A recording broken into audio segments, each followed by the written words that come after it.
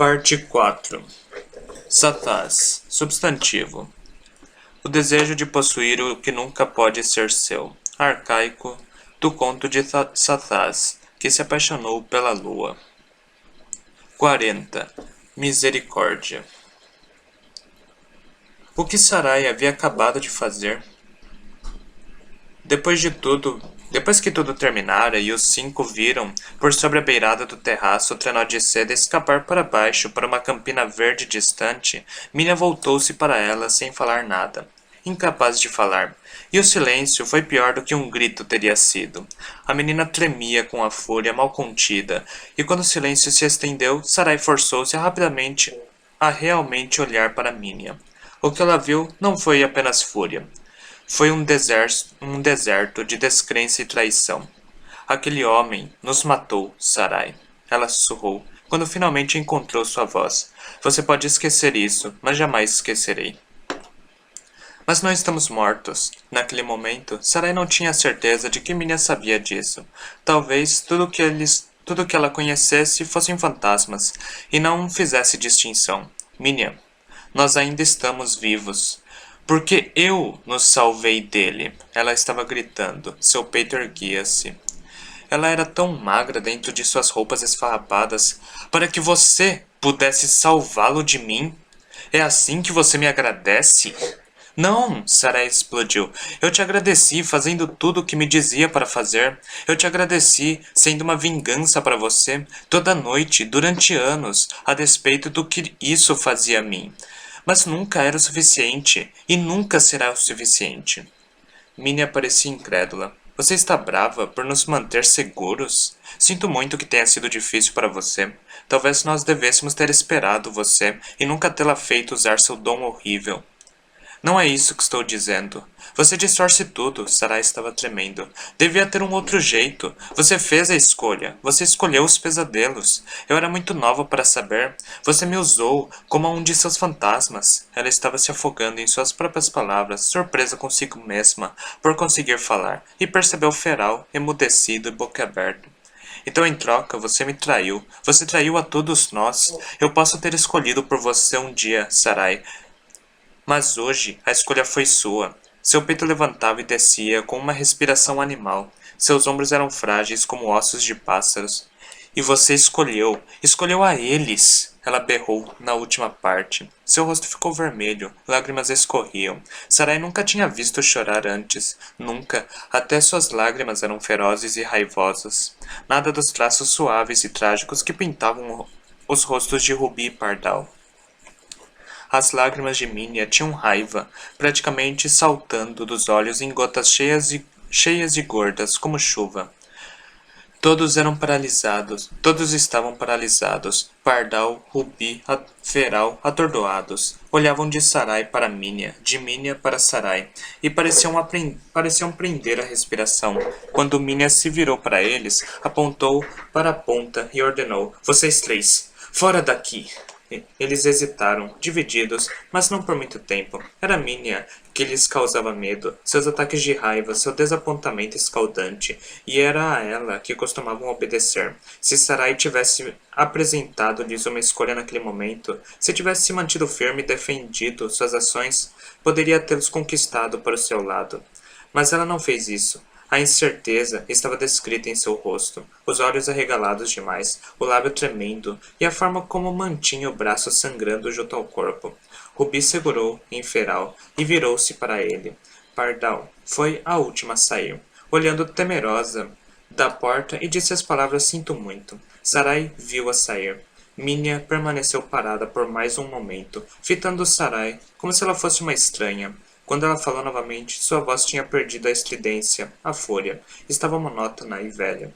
O que quer que aconteça agora, Sarai? Será tudo culpa sua.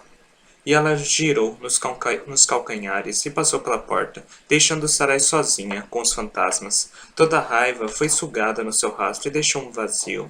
O que mais havia quando se tirava a raiva, o ódio? Os fantasmas ficaram paralisados, aqueles que restavam, os que Minnie havia puxado de volta, da iminência da liberdade, enquanto os outros saíam de seu alcance e fugiam dela. e eles não podiam virar seus rostos para olhar para Sarai, mas seus olhos concentravam-se nela. E ela pensou ter visto perdão neles e gratidão pela sua misericórdia. Misericórdia. Havia sido misericórdia ou traição? Salvação ou condenação? Talvez fossem todas essas coisas alternando-se como uma moeda jogada para cima, girando de face em face. Misericórdia, traição, salvação, condenação. E como ela cairia? Como tudo aquilo terminaria? Cara, os humanos viveriam. Coroa, os filhos dos deuses morreriam. O resultado fora roubado desde o dia em que nasceram. Uma frieza tomou conta dos corações de Sarai. O exército de Minia a intimidava, mas o que teria acontecido hoje se ele não estivesse lá? E se Arelfane tivesse vindo, esperando encontrar esqueletos, e os encontrassem? Ela ficou com a certeza desolada de que seu pai teria feito de novo o que fizera há 15 anos. Seu rosto estava fixo em sua mente, assombrado para começar, apenas por retornar a esse lugar de tanto tormento. Então, surpreso, afetado pela visão dela, ela testemunhara o momento exato em que ele entendeu. Foi muito rápido. O primeiro a empalidecer de choque, quando pensou que ela era Isabel, o segundo, quando percebeu que não era. Quando entendeu quem ela era. Horror. Foi isso que ela viu em seu rosto. E nada menos que isso. Ela acreditava que tinha se endurecido para qualquer dor que ele pudesse lhe causar, mas estava errada. Esta foi a primeira vez na vida que eu tinha visto com os próprios olhos, não filtrado por meio dos sentidos das mariposas ou conjurado no inconsciente dele, ou de Suheila, ou de Azurine, mas ele, o homem cujo sangue era metade dela, seu pai, e seu horror ao vê-la, havia aberto nela um novo botão de vergonha, obscenidade, calamidade, cria dos deuses. E no rosto do sonhador, choque, alarme, Sarai não sabia dizer. Tudo acontecera num piscar de olhos, e o tempo todo os fantasmas estavam puxando-a pela porta, arrastando-a para dentro. Seu braço doía, havia sangue coagulado do antebraço até os dedos e ainda saindo, brilhante da longa linha do corte. Havia marcas florescendo também, onde os fantasmas tinham-na agarrado. A dor pulsante a fazia sentir que as mãos deles ainda estavam lá. Ela queria a grande Ellen, seu toque suave para limpar e cobrir o ferimento, e sua compaixão. Com determinação, ela fez menção de sair, mas os fantasmas bloquearam o caminho. Por um momento ela não entendeu o que estava acontecendo. Havia acostumado-se à presença deles, sempre endurecendo-se quando tinha de passar por um grupo, mas nunca tinham interferido a passagem dela. Agora, logo que se dirigiu à porta, eles juntaram-se e a impediram de passar. Ela parou. Seus rostos estavam impassíveis como nunca. Ela sabia que não adiantava falar com eles, como se estivessem sob seu próprio controle, mas as palavras saíram de qualquer maneira. O quê? Não tenho permissão de sair? É claro que eles não responderam, apenas obedecendo ordens, e Sarai não iria a lugar nenhum. O dia todo, ninguém veio. Isolada e mais cansada do que nunca, ela levou o braço com a água que restava no jarro e amarrou-o com uma lingerie que rasgou em tiras. Permaneceu no quarto de dormir, como se estivesse se escondendo dos guarda-fantasmas, onde ondas quentes de pânico passavam por ela, quando se lembrava mais uma vez o caos da manhã e a escolha que fizera. O que quer que aconteça agora, será culpa sua. Ela não tivera a intenção de escolher. Em seus corações, nunca havia feito e nunca poderia fazer aquela escolha. Humanos no lugar dos seus. Não foi isso que ela fizera. Não era uma traidora, mas tampouco era uma assassina, andando para lá e para cá. Ela sentia como se a vida tivesse guiado até um beco sem saída e prendido apenas para lhe ensinar uma lição. Presa, presa, presa. Talvez ela sempre tivesse sido prisioneira, mas não dessa forma. As paredes fecharam-se em torno dela. A garota queria saber o que estava acontecendo lá embaixo, em Lamento, e qual tipo de alvoroço tinha causado a notícia de sua existência. Arelfane já devia ter-lhes contado. Eles estariam reunindo armas e falando em estratégia. Será que voltariam em grande número? Será que conseguiriam? Quantos trenós de seda eles tinham? Havia visto apenas 2, mas parecia fácil construí-los. Ela supôs que era apenas uma questão de tempo, até que eles pudessem criar uma força de invasão.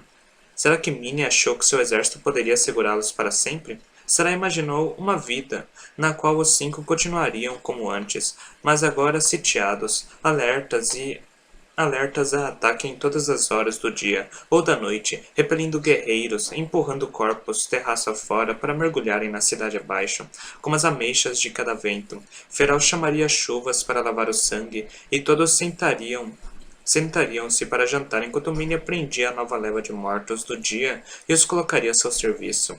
Sarai estremeceu, sentindo-se tão impotente. O dia estava claro e continuou assim. Sua necessidade de Lu era forte, mas não havia mais névoa cinzenta esperando por ela. Não importava quanto Lu bebesse. Ela estava tão cansada que se sentia surrada, com as solas de sapatos velhos, mas não ousava fechar os olhos. O terror do que esperava além do limiar da consciência era ainda mais poderoso. Ela não estava bem. Fantasmas fora, horrores dentro e nenhum lugar para onde ir. As paredes azuis brilhantes a cercavam. Ela chorou, esperando o anoitecer que enfim veio. Seu grito silencioso nunca havia sido uma libertação tão grande. Ela gritou tudo e sentiu como se seu próprio ser se partisse no suave dispersar de asas. Traduzida em mariposas, Sarai lançou-se para as janelas e espremeu-se para sair. O céu era imenso e havia liberdade nele. As estrelas a chamavam como faróis acesos em um vasto oceano escuro, enquanto ela se arremessava, dividida em uma centena, no ar vertiginoso. Escapar, escapar. Ela voou para longe dos pesadelos, da privação e das costas viradas de seus iguais. Ela voou para longe do beco sem saída onde sua vida a prendia e insultava. Ela voou para longe de si mesma. Um desejo selvagem a tomou para voar, o mais longe que podia de lamento. Uma centena de mariposas, uma centena de direções. Voar e voar até que o nascer do sol chegasse e a transformasse em fumaça, e todo o seu sofrimento também. Mate-se agora, a velha havia dito. Tenha piedade de nós todos. Piedade, piedade. Será que seria piedade colocar um fim em si mesma? Sarai sabia que aquelas palavras cruéis não tinham vindo das velhas fantasmas, mas de seu eu mais íntimo, envenenado pela culpa de 4.000 noites de sonhos sombrios. Ela também sabia que em toda a cidade, no monstruoso anjo de metal que havia roubado o céu, ela era a única que conhecia o sofrimento dos humanos e dos filhos dos deuses, e pensou que sua piedade era singular e preciosa. Hoje, ela havia evitado um massacre. Pelo menos por algum tempo. O futuro era cego, mas ela não podia sentir verdadeiramente que seria melhor sem ela. Ela se recompôs de sua dispersão, desistiu do céu com suas estrelas tais quais alarmes de incêndio, e voou para lamento para descobrir o que sua piedade havia desencadeado. 41. Encantamento. A deusa era real e estava viva. Laszlo havia sonhado com ela antes de saber que os Mesarken eram azuis, e isso parecia esquisito bastante.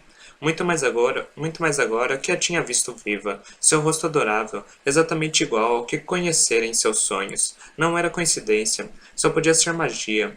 Quando as carroças chegaram para recolher o trenó de seda e os passageiros, os quatro sustentaram uma história simples de falha mecânica que não foi questionada por ninguém. Eles minimizaram o vento a tal ponto que o dia continuou dentro da normalidade, embora Laszlo sentisse que a normalidade fora deixada para trás para sempre.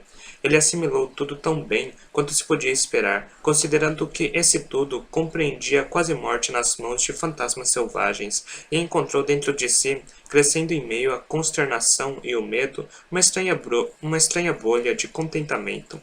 A garota de seus sonhos não era uma invenção, e ela não era a deusa do desespero, e não estava morta. O dia inteiro ele passou virando a cabeça para cima, para olhar a cidadela com novos olhos, sabendo que ela estava lá. Como era possível?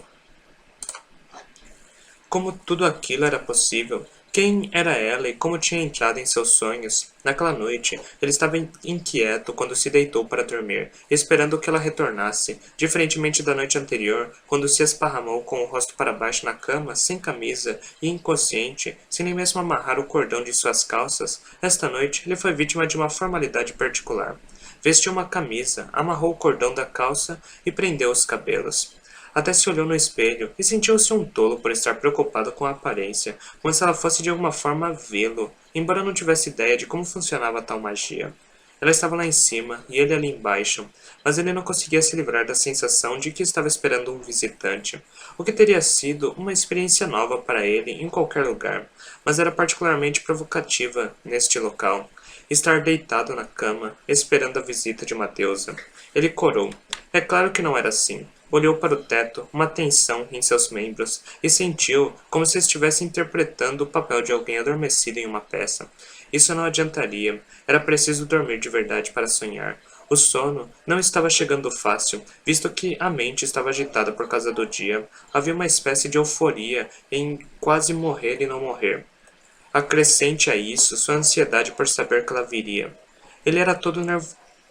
Ele era todo nervosismo, fascinação, timidez e uma esperança profunda. Lembrou-se maravilhado de como pegara a mão da garota na noite anterior, e segurando-a na sua, sentindo a realidade dela, e a conexão que tinha inflamado entre eles quando ele a pegou. Na realidade, ele jamais teria ousado fazer algo tão corajoso. Mas ele não conseguia se convencer que aquilo não era realidade, à sua maneira.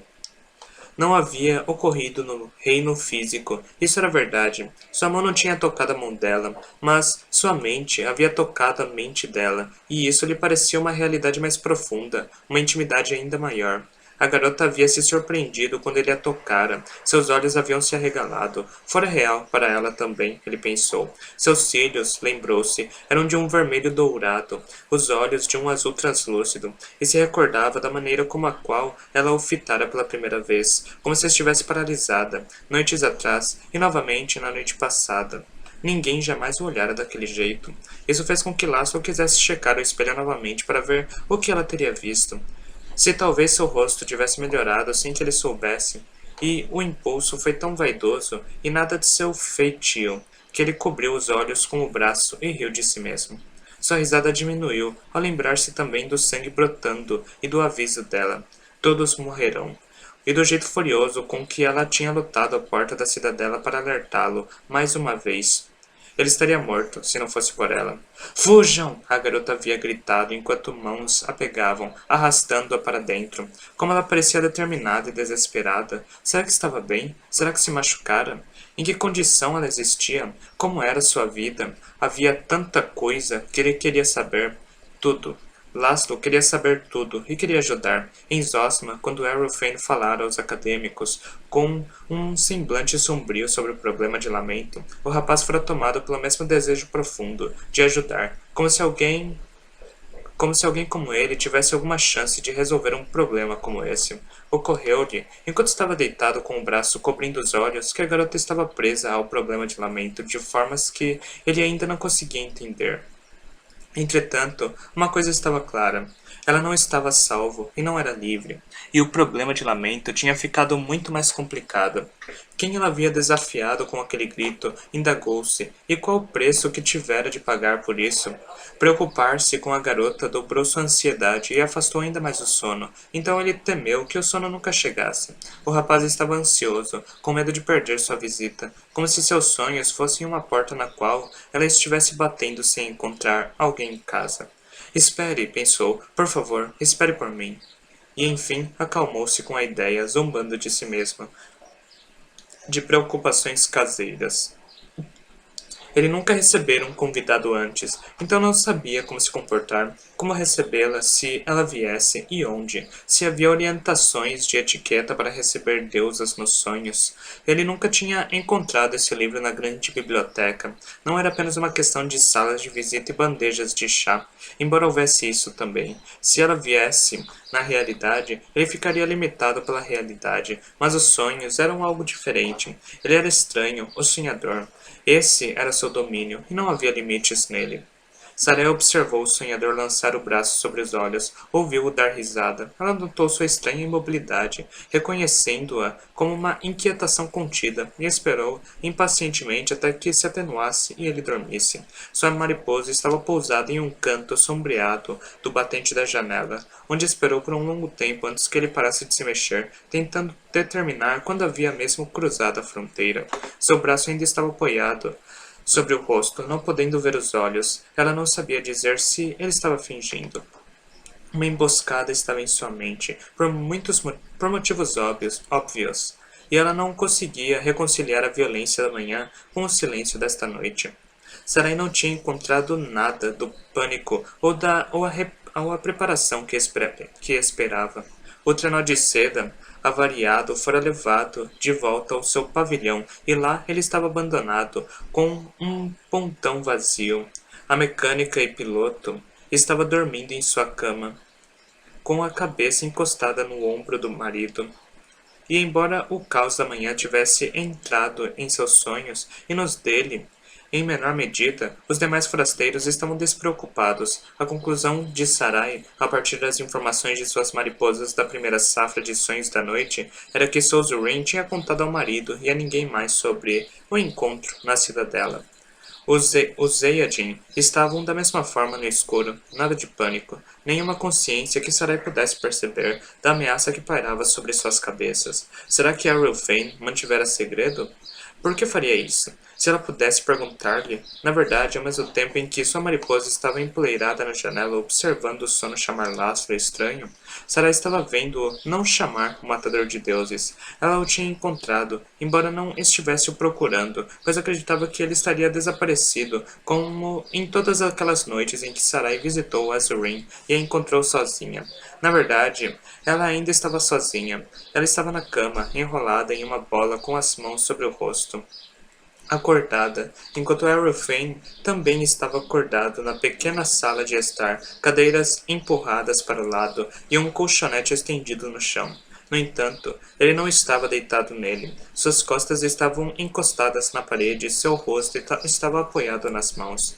Dois cômodos, a porta fechada entre eles, dois guerreiros com o rosto nas mãos. Sarai, observando-os, imaginou que tudo seria melhor se os rostos e as mãos simplesmente mudassem de lugar, ou seja, se Azurin segurasse o rosto de Arulfane enquanto ele segurava o dela.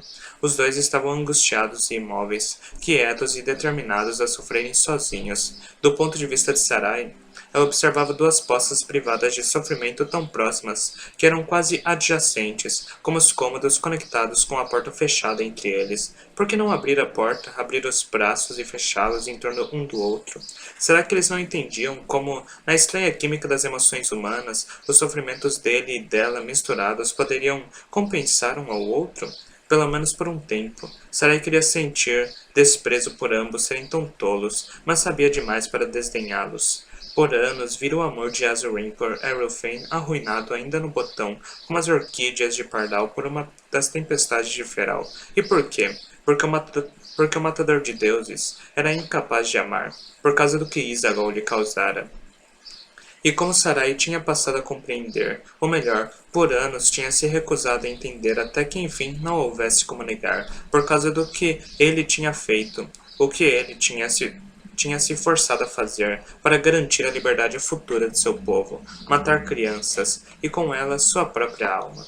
Isso foi o que enfim atravessou sua cegueira. Seu pai salvara o próprio povo e destruído a si mesmo. Por mais forte que parecesse, dentro dele era uma ruína, ou talvez uma pira funeral como a cúspide. Só que em vez de ossos derretidos do Zige, ele era feito dos esqueletos de bebês e crianças, incluindo, como ele sempre tinha acreditado, sua própria filha. Ela. Esse era o seu remorso. Isso o sufocava como ervas daninhas e podridão e colônias de insetos, sugando-o e manchando-o, estagnado e fétido de forma que nada tão nobre quanto o amor ou o perdão jamais pudesse ter espaço dentro dele. A ele era até mesmo negado o alívio das lágrimas. Eis outra coisa que Sarai sabia melhor do que qualquer um. Um matador de deuses era incapaz de chorar. O nome da cidade era uma provocação. Em todos esses anos, ele fora incapaz de produzir lágrimas. Quando Sarai era jovem e cruel, ela tinha tentado fazê-lo chorar, sem sucesso. Pobre Azurin. Vê-la encolhida daquele jeito e desnuda de toda sua armadura era como ver um coração retirado do corpo, posto em carne viva em uma tábua e rotulado de aflição. E Arulfane, salvador de lamento, por 3 anos um brinquedo da deusa do desespero? Qual seria seu rótulo, exceto vergonha? Então a aflição e a vergonha moravam quartos contíguos, com a porta fechada entre eles, segurando a dor de seus braços em vez de juntos. Sarah observou-os, esperando que seu pai adormecesse para poder lhe enviar uma sentinela, se ela ousasse, e saber o que ele estava escondendo em seus corações enquanto escondia o rosto em suas grandes mãos. Ela não podia esquecer o olhar de horror quando a visitara na porta da cidadela, mas tampouco podia entender por que ele tinha guardado o segredo sobre ela. Agora que ele sabia que ela estava viva, o que planejava fazer a respeito? E então lá estavam os quatro que tinham voado até a cidadela e vivido para contar a história. Embora eles aparentemente não tivessem feito isso, Sarah observou todos eles, os que dormiam e os que estavam acordados. Ela também estava em vários outros lugares, mas a maior parte de sua atenção estava dividida entre seu pai e o sonhador. Quando teve certeza de que Laszlo enfim caíra no sono, e movido o braço de forma que ela pudesse ver seu rosto, direcionou a mariposa do batente da janela até ele. Mas ela não conseguiu tocá-lo, e pairou no ar acima dele. Dessa vez seria diferente, sabia. Na cidadela, andando de um lado para o outro, sentia-se tão apreensiva como se estivesse mesmo no quarto com ele, pronta para se assustar com o mínimo movimento. Com os sentidos de sua mariposa, ela sentiu o cheiro de sândalo dele e o aroma puro de almíscar. Sua respiração era profunda e compassada. Tinha ciência de que ele sonhava. Seus olhos movimentavam-se sob as pálpebras, e seus cílios fechados, tão densos e brilhantes quanto o pelo de gato selvagem, moviam-se suavemente. E então, ela não podia esperar nenhum instante a mais. Como uma sensação de expectativa e apreensão, cruzou a pequena distância até sua fronte, pousou na pele morna e entrou em seu mundo. Ele a esperava. Ele estava bem ali, parado em pé e esperando como se soubesse que ela viria. Sua respiração parou. Não, ela pensou.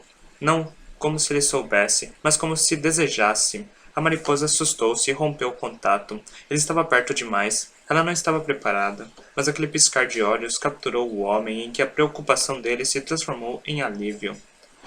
Alívio ao vê-la. Quando pairou acima dele, com seus corações batendo distantemente em um ritmo selvagem, Sarai percebeu como aguardava pelo pior, certa de que hoje, enfim, ele devia ter aprendido a sentir aversão a ela, o sentimento que era apropriado. Contudo, não notara nada disso naquele vislumbre. Então encheu-se de coragem e retornou à sua fronte. Lá ainda estava ele, e ela viu novamente a transformação de preocupação em alívio. Sinto muito, ele pediu, com sua voz rouca. Ele estava mais longe agora. Não tinha se movido exatamente, mas mudado a concepção de espaço no sonho para não a pressionar no limiar. Ambos estavam parados à margem de um rio, e não era o tumultuoso Usumark, mas sim um riacho mais tranquilo. Nem Lamento, nem a cúspide, nem a cidadela estavam visíveis, mas um bom tanto de céu rosa pálido, e sob ele, esse trecho amplo de água verde sem ondulações, navegada por pássaros com longos pescoços curvos. Ao longo das margens, estendendo-se como se para pegar seus reflexos, havia fileiras de casas rústicas de pedra com as janelas pintadas de azul. Eu te assustei, disse Laszlo. Por favor, fique. Era engraçada a ideia de que ele podia assustá-la, a musa dos pesadelos que atormenta Lamento, assustada em um sonho por um meigo bibliotecário. Foi só um sobressalto, ela se respondeu, envergonhada. Não estou acostumada a ser cumprimentada. Ela não explicou que não estava acostumada a ser vista, que tudo isso lhe era novo, ou que as batidas de seus corações estavam se emaranhando, entrando no ritmo e saindo, como crianças aprendendo a dançar. Eu não queria perdê-la, se você viesse, disse Laszlo. Esperava que você viesse. Lá estava, a magia em seus olhos, brilhando como o sol na água. Isso provoca algo em uma pessoa ser olhada dessa forma, especialmente em alguém acostumada à aversão. Sarai tinha uma nova consciência desconcertante de si mesma, como se nunca tivesse percebido quantas partes móveis tinha, todas para serem condenadas com alguma graça. Isso funcionava por si só desde que ela não pensasse a respeito. Contudo, bastava começar a se preocupar que tudo dava errado. Como tinha passado a vida inteira sem perceber a estranheza dos braços, a forma como eles simplesmente ficavam pendurados nos ombros, como carne na janela de um açougue. Ela cruzou-os, sem elegância. Ela achou como uma amadora, escolhendo a saída mais fácil. Por quê? Ela perguntou. O que você quer? Eu. Eu não quero nada. Ele apressou-se em dizer. É claro, era uma pergunta injusta, afinal, ela estava invadindo seu sonho, não o contrário. Ele tinha mais direito de perguntar o que ela queria lá. Em vez disso, falou: Bem, quero saber se você está bem. O que aconteceu com você lá em cima? Você se machucou? Sarai piscou. Se ela tinha se machucado, depois do que ele tinha visto e sobrevivido, estava perguntando se ela estava bem. Estou bem, respondeu, um pouco rouca devido à dor inexplicável na garganta. Em seu quarto, ela segurou o braço machucado. Ninguém na cidadela tinha ligado para o fato de ela ter se machucado. Você devia ter me ouvido. Tentei avisá-lo. Sim, bem. Achei que você era um sonho, mas aparentemente não é. Ele fez uma pausa, incerto. Você não é, né? Embora, é claro que, se você fosse e me dissesse que não era, como eu saberia? Não sou um sonho, afirmou Sarai. Havia amargura em sua voz. Sou um pesadelo. Laszlo soltou uma risadinha incrédula. Você não é minha ideia de pesadelo, farou, corando um pouco. Estou feliz que seja real. Ele acrescentou, corando muito. E ambos ficaram parados frente a frente, embora não estivessem olhando um para o outro, mas sim para as pedrinhas do leito do rio entre seus pés. Laszlo viu que a garota estava descalça e fechava os dedos dos pés em volta das pedrinhas e da lama debaixo deles. Ele estivera pensando nela o dia todo e tinha pouco para continuar. Mas ela claramente tinha sido uma surpresa para Aerofane e Azerin, o que o levou a supor que sua vida inteira tinha sido vivida na cidadela. Será que ela já tinha colocado os pés no mundo? Com isso em mente, ver seus dedos dos pés azuis curvando-se na lama do rio afetaram-no com pungência. Depois disso, ver seus tornozelos azuis, nus, e suas panturrilhas finas lhe causaram grande encantamento, tanto que ele corou e desviou o olhar. Pensou, enfim, no meio de tudo, que poderia ser ridículo oferecer algo para beber, mas não sabia o que mais fazer, então arriscou. Você aceitaria um chá? Chá? Sarai percebeu pela primeira vez a mesa à margem do rio.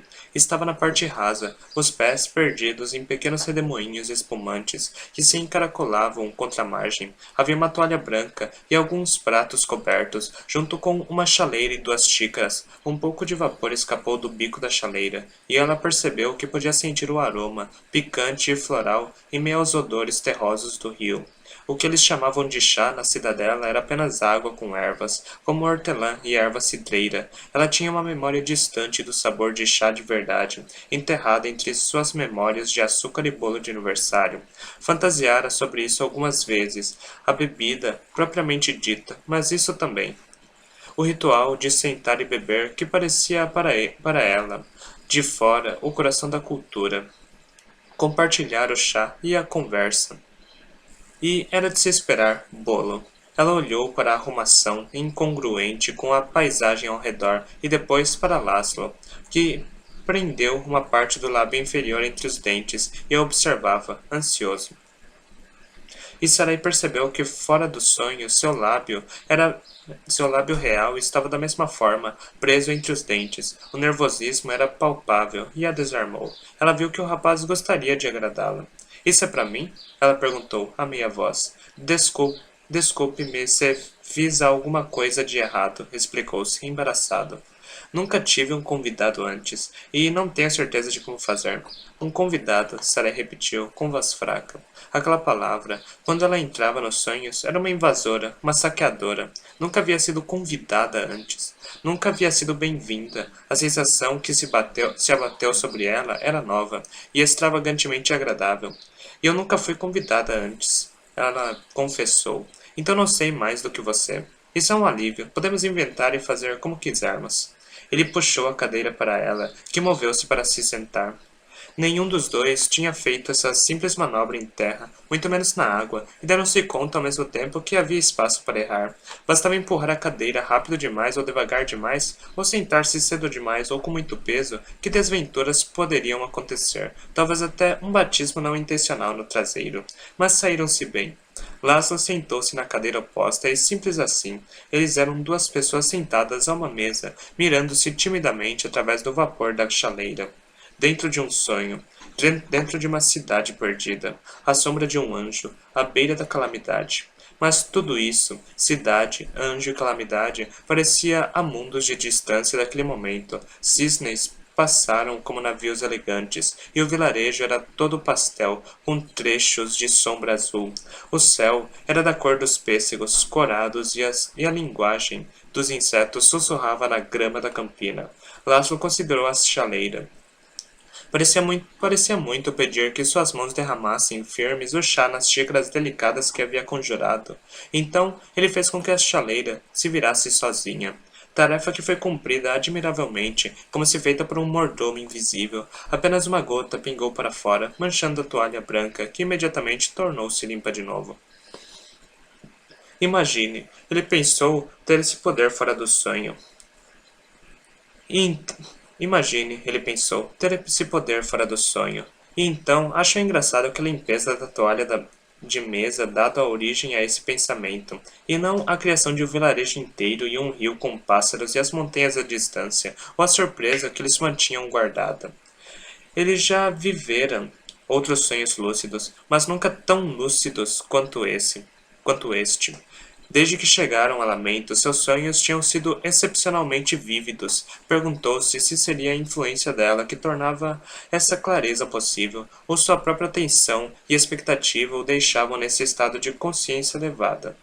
Eles pegaram as xícaras. Era um alívio para ambos ter algo a fazer com as mãos. Sarai experimentou o primeiro gole. Não soube dizer se o sabor, desfumado e floral, era sua própria memória de chá ou se Laszlo estava moldando a experiência sensorial dentro de seu sonho.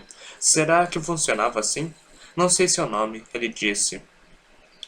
Sarai nunca, em toda sua vida, tinha ouvido essa pergunta ou dado a resposta a esse questionamento, pois nunca havia conhecido alguém. Todos a quem conhecera desde sempre, exceto pelos fantasmas capturados, que não eram exatamente afeitos a apresentações.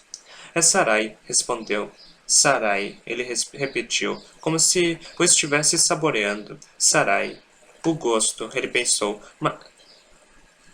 mas não disse. Era de chá, complexo, delicado e não doce demais. Laszlo a fitou verdadeiramente. Jamais no mundo olhara para uma mulher jovem de um jeito tão direto e intenso, mas de certa forma isso era aceitável aqui, como se tivessem se encontrado com a intenção tácita de se conhecerem. Você irá me falar? Ele indagou. Sobre você? Sarai segurou a xícara com ambas as mãos, respirou o vapor quente enquanto a água fria fazia redemoinhos em volta de seus pés. O que Ariel Fane te contou? Ela quis saber, cautelosa. Através dos olhos de outra mariposa, observou que seu pai não estava mais sentado e encostado na parede. Agora se movera para a janela aberta da sala de Azerin e estava inclinado para fora, olhando para a cidadela. Será que ele a estava imaginando lá em cima? E se sim, o que estaria pensando? Se ele dormisse, ela poderia descobrir. Ela não conseguia descobrir a partir de seu rosto, que era como uma máscara mortuária, severo e sem vida, com buracos no lugar dos olhos. Ele apenas disse que você não é Isabel. Laszlo respondeu e fez uma pausa. Você é filha dela? Sarah levantou o olhar para ele. Ele disse isso? Laszlo balançou a cabeça. Eu imaginei. Seus cabelos. Ele havia imaginado outra coisa também. Hesitante. Falou. Suheila me disse que Ariel Fane era o companheiro de Isabel. Sarai não disse nada, mas a verdade estava no seu silêncio e em seu esforço orgulhoso para não demonstrar nenhuma dor. Ele sabia de você? Laszlo perguntou, inclinando-se para a frente. Se ele sabia que era pai... Ele sabia, Sarai falou logo. A meio quilômetro dali, o homem em questão esfregou os olhos com um cansaço infinito, mas não os fechou. E agora, ele sabe que ainda estou viva. Ele disse o que pretende fazer? Laszlo balançou a cabeça. Ele não disse muita coisa. Pediu para não contarmos a ninguém o que aconteceu lá em cima, sobre você ou qualquer outra coisa. Sarah imaginou isso. O que ela queria saber era o porquê e o que vinha depois, mas Laszlo não sabia lhe responder, e Arofane ainda estava acordado. Azurin, por fim, dormira, e Sarai pousou uma sentinela na curva de sua bochecha manchada de lágrimas. Entretanto, não encontrou respostas. Em vez disso, ela estava mergulhada na violência da manhã. Ela ouviu seu próprio grito de "Fujam!" e sentiu o terror ameaçando, cutelos e ganchos de carne e a face de sua própria avó, a avó de Azurin, contorcida em um ódio pouco familiar. A cena repetiu-se inúmeras vezes, impiedosa, com uma diferença terrível. No sonho, as espadas de Azurin eram pesadas como âncoras, pesando em seus braços enquanto ela lutava para defender-se do ataque que vinha da mão do anjo. Ela estava lenta demais. Era um pânico furioso e lento, e inimigos invencíveis, e o resultado não era tão feliz quanto havia sido naquela manhã. No sonho de Azurin, todos eles morriam, como Sarai tinha dito a Laszlo que aconteceria. Ela ficou em silêncio, na beira do rio, sua atenção atraída para longe. Laszlo, observando que o tom azul de seu rosto tinha se apagado um pouco, perguntou: "Você está bem?" Ela sentiu. Ela sentiu, rápido demais. "Acabei de ver você morrendo." Não falou, mas teve dificuldade de afastar a imagem da mente. O calor de sua testa debaixo da mariposa a confortou, assim como vê-lo do outro lado da mesa. O Laszlo real, o Laszlo do sonho, vivo por causa dela. Ela entendeu que estava tendo uma visão dos assassinatos que evitou e qualquer vergonha que tivesse sentido com o sermão de Minnie mais cedo, a partir daquele momento, deixou de sentir. Com destreza, ela assumiu o controle do pesadelo de Azurin, tornou as armas da guerreira mais leves e retardou o ataque enquanto o trenó de seda flutuava para longe do alcance. Finalmente, ela evaneceu os fantasmas, começando pela voz de Azurin, infundindo o sonho com os suspiros de alívio deles. Os mortos estavam livres, e os vivos estavam a salvo, e aquele era o fim para o sonho. Sarai terminou o chá. A chaleira encheu a xícara mais uma vez. Ela agradeceu como se o bule estivesse vivo, e então seu olhar demorou-se sobre os pratos cobertos. "Então," ela perguntou, lançando um olhar para Laszlo, "o que tem aí?" 42. Deus ou monstro? Monstro ou Deus? Laszlo tinha pouca experiência a mais com bolos do que Sarai, então esta foi uma das coisas que inventaram juntos, da forma que queriam. Era uma espécie de jogo. Um imaginava os conteúdos do prato e o outro descobria com um pequeno floreio dramático. Descobriram que podiam conjurar doces de aparência esplêndida, mas não tinham tanto sucesso no que dizia respeito ao sabor. Ah, os bolos não eram ruins. Eles eram doces, pelo menos. Essa parte era fácil, mas era uma doçura insossa, sonhada por órfãos que ficavam com os rostos colados nas janelas das docerias, metaforicamente, pelo menos, e nunca provaram nada. "Eles são todos parecidos", lamentou Sarai, depois de experimentar uma garfada de sua última criação. Era uma maravilha de se ver, 3 camadas altas cobertas de cor-de-rosa com pétalas de açúcar. Alto demais para caber debaixo da cobertura que eu tampava. "Um truque mágico", Laszlo falou, quando o bolo pareceu crescer ao levantar a tampa. "Tudo aqui é um truque mágico", Sarai completou. "Mas suas receitas podiam ter menos magia e mais realidade. A imaginação, como Laszlo observara anteriormente, está presa, de algum modo, ao conhecido." E ambos eram tristemente ignorantes quanto aos bolos. "Esses devem ser bons", sugeriu Laszlo, experimentando de novo. "Suheila fez para mim, e acho que me lembro muito bem do sabor." E era melhor, uma massa de mel cheia de nozes verde claras e geleias de pétala de rosa. Não era tão bom quanto o bolo de verdade, mas pelo menos tinha uma especificidade que faltava aos outros. E embora pudessem facilmente desejar que seus dedos ficassem limpos, parecia um triste desperdício de mel imaginário, por isso ambos estavam inclinados a lambê-los. "Acho que não devemos mais tentar nenhum banquete de sonho", disse Laszlo, quando a tentativa seguinte se provou um pouco inspiradora mais uma vez. "Se fizermos isso, posso fornecer sopa de Kimril", afirmou Sarai. "Kimril? O que é isso?" "Uma raiz muito honrada", ela explicou. "Não tem nenhum sabor para motivar a gula, mas o mantém vivo." Houve uma pequena pausa enquanto Lasso considerava as questões práticas da vida na cidadela. Ele estava relutante em abandonar a diversão doce e a leveza que ela tinha levado à sua convidada. Mas não podia sentar ali com essa visão dela e não se perguntar sobre a pessoa real, a quem ele tinha visto tão brevemente sob circunstâncias tão terríveis. Ela a manteve viva? Ele perguntou. Sim, pode-se dizer que é um item básico. A horta da cidadela não tem muita variedade. Vi árvores frutíferas. Falou Laszlo. Sim, nós temos ameixas, graças ao jardineiro. Sarai sorriu. Na cidadela, no que dizia a respeito à comida, agradeciam ao jardineiro, enquanto outros agradecem a Deus. Eles tinham uma dívida ainda maior com a aparição por aquele monte de tubérculos de Kimmerl que tinham feito toda a diferença. Tais eram as divindades na cidadela dos deuses mortos, um obscuro jardineiro humano e um pássaro antissocial. E é claro, nada disso importaria, sim os dons de pardal e feral para nutrir e pegar e regar o pouco que tinham. Quão inatingível a cidadela parecia à vista de baixo, ela pensou, e mesmo assim, como era tênue a vida deles nela.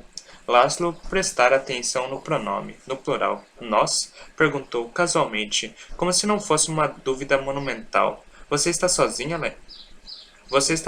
lá em cima? Existem outros com você? Evasiva, Sarai voltou sua atenção ao rio. Bem onde ela olhou, um peixe saltou, com uma iridescência em suas escamas. Ele mergulhou novamente, saindo de vista. Será que faria alguma diferença, se perguntou, se Laszlo e Arelfane descobrissem que havia mais filhos dos deuses vivos na cidadela? A regra havia sido quebrada. Havia evidência de vida. Será que importava saber quanta vida? Pareceu a ela que sim. E de qualquer forma, ela sentia como se fosse uma traição entregar os outros. Então falou: Os fantasmas. Os fantasmas comem ameixas? Tendo-se decidido a mentir, ela fez isso descaradamente, vorazmente. Laço deixou passar. Ele queria saber sobre os fantasmas, é claro, e por que estavam armados com utensílios de cozinha, atacando ferozmente seus próprios familiares, mas começou com uma questão um pouco mais fácil, perguntando como foram para lá.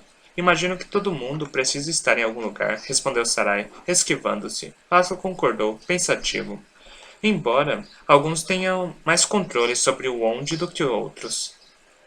Ele não se referiu aos fantasmas. Inclinou a cabeça um pouco e olhou fixamente para Sarai, que sentiu a pergunta se formando. Ela não sabia que palavras usaria, mas a essência se resumia a por quê. Por que você está lá em cima? Por que está presa? Por que é esta a sua vida? Por que tudo em relação a você? E ela queria lhe contar, mas sentiu que ela mesma tinha uma pergunta brotando dentro de si. Parecia um pouco como o brotar das mariposas ao cair da tarde, mas era algo mais perigoso do que mariposas. Era esperança. Era: Você pode me ajudar? Você pode me salvar? Pode salvar a nós? Quando ela descia a lamento para encontrar os convidados do Matador de Deuses, não tinha parâmetros para imaginá-lo. Um amigo? Um aliado? Um sonhador em cuja mente a melhor versão do mundo crescia como um estoque de sementes. Use ao menos aquilo, se ao menos aquilo pudesse ser transplantado para a realidade. A garota desejou, mas não podia. Quem sabia melhor como o solo de lamento era venenoso do que ela que o havia envenenado por 10 longos anos. Então interrompeu a quase pergunta dele e indagou. Fale sobre onde Falando sobre onde, o que é este lugar? Laszlo não insistiu.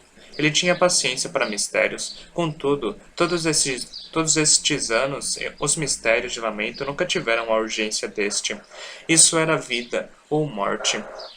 Quase tinha sido a sua morte, mas era preciso conquistar a confiança dela. Ele não sabia como fazer isso. Então mais uma vez, buscou refúgio nas histórias. Ah, bem, estou feliz que tenha perguntado. Esse é um vilarejo chamado Zeldzin, ou pelo menos é assim que imagino que um vilarejo chamado Zeldzin se pareça. É um lugar comum, bonito, mas não excepcional, embora haja uma distinção. Seus olhos brilharam. Sarai descobriu-se curiosa, analisando ao redor, perguntando-se qual seria essa distinção. Mais cedo, enquanto estava tentando dormir, a primeira ideia de Laszlo foi criar um tipo elegante de sala de estar para recebê-la, caso ela viesse. Parecia o jeito mais apropriado de fazer as coisas, mesmo que um pouco enfadonho. Por algum motivo, a voz de Caliste apareceu em sua mente. Bela e cheia de monstros, ela dissera. Todas as melhores histórias são assim. E ela estava certa. Alguma ideia? Ele perguntou a Sarai. Ela balançou negativamente a cabeça. Seus olhos também brilharam.